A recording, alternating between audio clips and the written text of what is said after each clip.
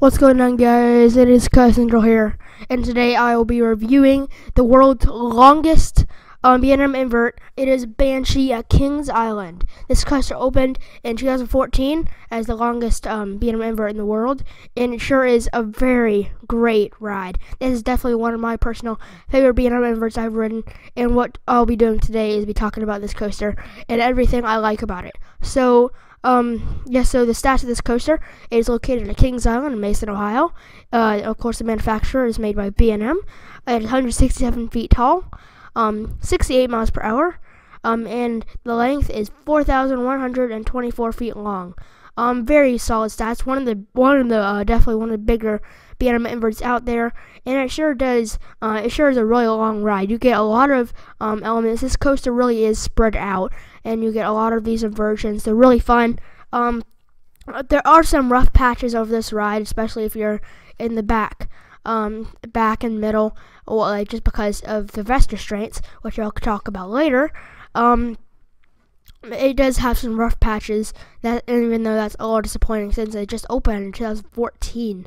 Well, not just opened, just like 4 years ago. So what I'll be doing right now is I'll be talking about from when you leave the station. And I'll be talking about every single element and how good each element is. So you're gonna leave the station and you're gonna turn around to your left, and then you're gonna go up this 167-foot lift hill, which you get some great views of Kings Island.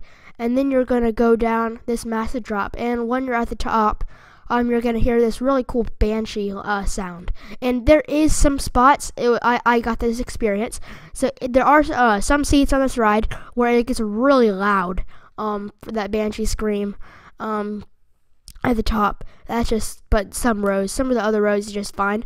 And you can hear this from way off. You can kind of hear it from like the other side of the park. It's actually that loud. So yeah, you're gonna go down this nice drop. It does not have a pre-drop like a lot of B&M inverts, just because it's newer, and it's a really good drop.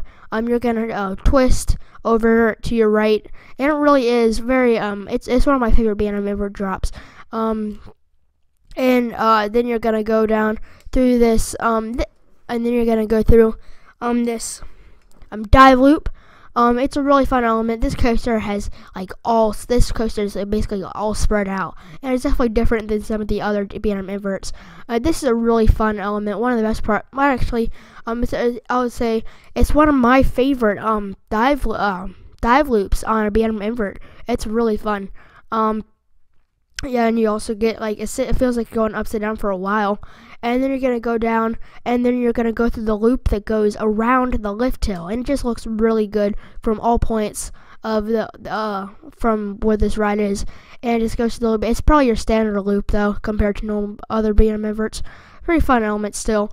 And then you're gonna go through this massive zero-G roll. This zero-G roll is massive. It is a really fun element. I have nothing to complain about the zero-G roll. It really is fun. And then you're gonna go through this actually weird element. It's never on. It's a very rare element. So you're gonna go up, and then you're gonna go through this dive loop, and then you're gonna go down without turning anywhere, and go through this element, which It's a good element. I think it is very rare, one of the only kinds of it in the world. And I like this element. It's really fun. And then you're gonna go through another loop, probably the most standard version on this whole ride.